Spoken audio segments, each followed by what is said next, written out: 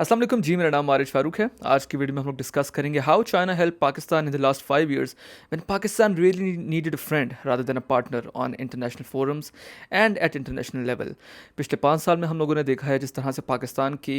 Financial crisis का शिकार पाकिस्तान हुआ है, वो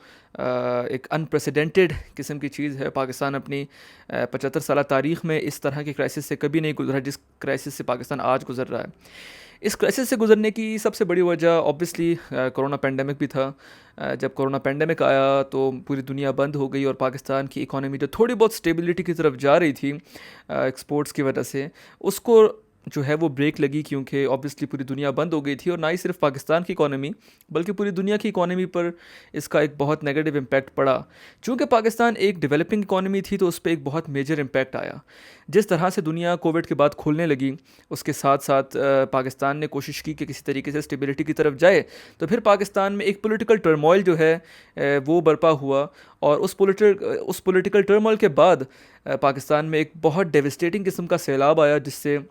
$30 अरब का नुकसान पाकिस्तान के इंफ्रास्ट्रक्चर को हुआ और पाकिस्तान की इकोनॉमी पर इसका बहुत सीरियस टोल भी आया। तो इन सब सिचुएशन की वजह से पाकिस्तान एक इकोनॉमिक क्राइसिस का शिकार हुआ। साथ ही साथ अगर हम लोग इंटरनेशनल फोरम्स पर देखें तो पाकिस्तान को बहुत ज़्यादा आइसोलेट करने की कोशिश की गई हमारे नेबर इंडिया की तरफ से, जो कि on the look of it तो यही कहते हैं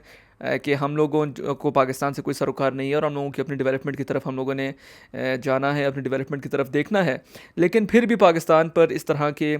की कोशिशें की गई कि इंटरनेशनल आइसोलेशन का पाकिस्तान शिकार हो, और कोशिश की गई कि वेस्ट को अपने साथ मिलाकर पाकिस्तान को कॉर्नर किया जाए। इन सब चीज़ों में जब पाकिस्तान शिकार था तो पाकिस्तान की मदद को सिर्फ एक ही दोस्त पाकिस्तान का सामने आया और वो था चाइना। और ये ऐसी सिचुएशन थी जब पाकिस्तान को एक दोस्त की ज़रूरत थी और चाइना ने अपनी दोस्ती का सबूत एक बार फिर पाकिस्तान को दिया। पाकिस्तान पिछले 5 सालों से जो इस इकोनॉमिक क्राइसिस का शिकार था, उस इकोनॉमिक क्राइसिस को रिवर्ट करने के लिए, उस इकोनॉमिक क्राइसिस से पाकिस्तान को निकालने के लिए और डिफ़ॉल्ट से पाकिस्तान को बचाने के लिए चाइना ने $5.7 बिलियन के जो लोन है वो सैंक्शन किए, जो कि कमर्शियल लोन्स भी थे और जो गवर्नमेंट की तरफ से भी थे, और पाकिस्तान की इकोनॉमी को स्टेबलाइज करने की कोशिश की गई। साथ ही साथ जिस तरह से CPEC के डिफरेंट किस्म के प्रोजेक्ट्स जो हैं पाकिस्तान में बनाए गए, जिससे पाकिस्तान का जो एनर्जी क्राइसिस है वो रुके, उसका इनेकाद किया गया। जिसमें सबसे पहले हम लोग अगर देखें तो सूखी किनारी हाइड्रो पावर प्लांट है, उसके साथ साथ करोट हाइड्रो पावर प्लांट है, इसके साथ तरह तरह के विंड मिल्स जो है पाकिस्तान में बनाए गए, उसके प्रोजेक्ट्स बनाए गए। उसके साथ अगर हम लोग देखें तो 9 स्पेशल इकोनॉमिक जोन्स जो हैं उनको बनाने की कोशिश की गई और उसकी संगी बुनियाद रखी गई, जिसमें रशियाई इकोनॉमिक जोन जो है, रशिया स्पेशल इकोनॉमिक जोन जिसको टाइटल दिया गया है, वो बनाया गया, जिससे पाकिस्तान की ट्रेड जो है वो ना ही सिर्फ चाइना से बल्कि सेंट्रल एशियन कंट्रीज़ से और साथ ही साथ अफगानिस्तान से भी जो ट्रेड है वो भी आसान होगी। तो इस तरह के प्रोजेक्ट्स जो हैं उसको बहुत ज़्यादा प्रमोट किया गया और पाकिस्तान में बनाने की कोशिश की गई। हम लोगों ने पिछले 5 सालों में देखा जिस तरह से चाइनीज़ वर्कर्स को पाकिस्तान में सिक्योरिटी के काफ़ी इशूज़ पेश आए और जिस तरह से उन लोगों के लिए मुश्किलात में इजाफा किया गया। और ये देखें, जिस तरह से चाइनीज़ वर्कर्स को मुश्किलात का सामना करना पड़ रहा था, उसकी वजह सबसे बड़ी ये थी कि जो हमारे जो दुश्मन ममालिक हैं, जो वेस्ट है और हमारे जो नेबर्स हैं, वो ये नहीं चाहते कि पाकिस्तान जो है वो तरक्की करे, और वो ये भी बिल्कुल नहीं चाहते कि पाकिस्तान और चाइना की दोस्ती जो है वो पूरी ज़िंदगी कायम रहे। और इसीलिए चाइनीज़ वर्कर्स पर हमले, चाइनीज़ प्रोजेक्ट्स को सबोटाज करने की कोशिश, काउंसिल जनरल कराची जो है, चाइनीज़ काउंसलेट जो कराची में है, उस पर अटैक करना, तो ये बहुत ज़्यादा इस तरह के वाक़यात, इस तरह के सिनेरियोस क्रिएट किए गए जिससे पाकिस्तान और चाइना की दोस्ती में दरार आए, लेकिन वो दरार नहीं आई।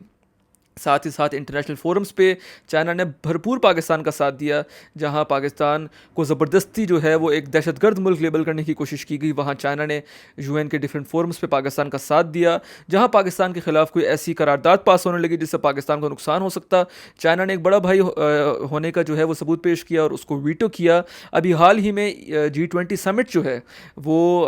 इंडिया ने ऑर्गेनाइज़ किया, चूँकि प्रेसिडेंसी सफ़ा इंडिया के पास थी, तो वो उन्होंने कश्मीर में समिट जो है वो ऑर्गेनाइज़ किया। तो उसको चाइना ने रोकने की कोशिश की और चाइना ने उसमें पार्टिसिपेट भी नहीं किया और उस पर अपने जो कंसर्न्स हैं वो भी शो किए। वो इसलिए शो किए क्योंकि चाइना ने ये पॉइंट आगे रखा कि जो पाकिस्तान की पॉलिसी है कश्मीर पे, वही जो है चाइना की पॉलिसी है और पाकिस्तान की पॉलिसी को ही चाइना हमेशा से सपोर्ट करेगा। और ये चीज़ें भी हम सबको माइंड में रखनी चाहिए कि इंडिया ने कश्मीर में, इतना बड़ा इंडिया है लेकिन इंडिया ने कश्मीर में इसलिए ये G20 समिट का इनेकाद करवाया, क्योंकि वो इस चीज़ पे एक दफ़ा फिर से शरपसंदी का जो एक आंसर जो इंडियंस में है, इंडियन गवर्नमेंट में है, वो उसको पेश करने के लिए वो आगे आए और उन्होंने कहा कि इस चीज़ से हम लोग इस खत्े में एक अनसर्टिनिटी और एक टेंशन का माहौल फिर से क्रिएट करेंगे। साथ ही साथ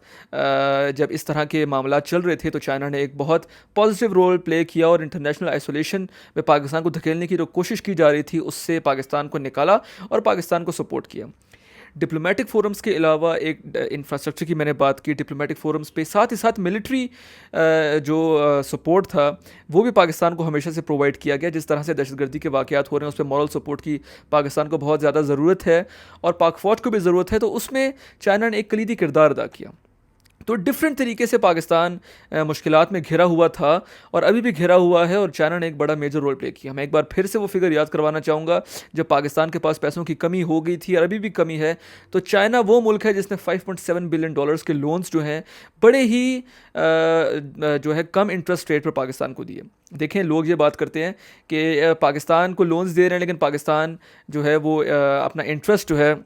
उसका जो इंटरेस्ट रेट है वो बहुत ज़्यादा है। तो इंटरेस्ट रेट भी जो सीपेक के प्रोजेक्ट्स है उसमें 1.5 से 2% है, जो कि कुछ भी नहीं है, और जो अभी प्रोजेक्ट्स दिए हैं उसमें भी 2.5 से 3, 3.5% का लोन है। तो इस तरह के काफ़ी ज़्यादा हेल्प जो है वो चीन की तरफ से पाकिस्तान की गई। आखिरी बात मैं ये करूँगा कि फैटिफ की ग्रे लिस्ट से पाकिस्तान को निकालने में कोई कसर चाइना ने नहीं छोड़ी। उन्होंने पूरी कोशिश की कि पाकिस्तान किसी तरीके से फैटिफ की ग्रे लिस्ट से बाहर निकले, और हमारे जो दुश्मन ममालिक थे उन्होंने अपना पूरा इन्फ्लुएंस लगा के पाकिस्तान को लंबे अरसे तक फैटिफ की ग्रे लिस्ट में रखा। लेकिन चीन की मदद से और पाकिस्तान की अपनी पॉलिसीज़, पाक फ़ौज की अपनी जो पॉजिटिव पॉलिसीज़ थी उसकी वजह से पाकिस्तान जो है वो फैटिफ की ग्रे लिस्ट से बाहर निकला। तो ये कुछ ऐसी चीज़ें हैं जो पिछले 5 साल में चीन ने की और पाकिस्तान की मदद करने की कोशिश की, और पाकिस्तान को एक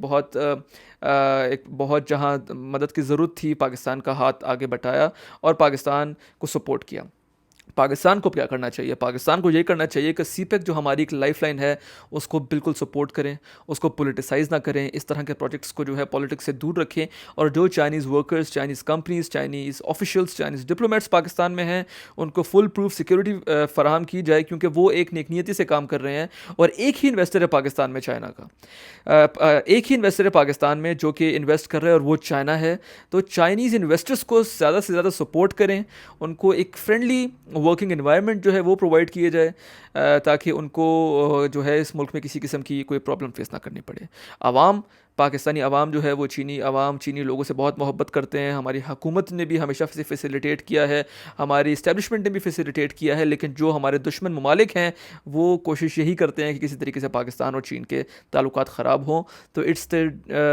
the duty of our military establishment, our armed forces, our police, our government के किसी तरीके से भी इनको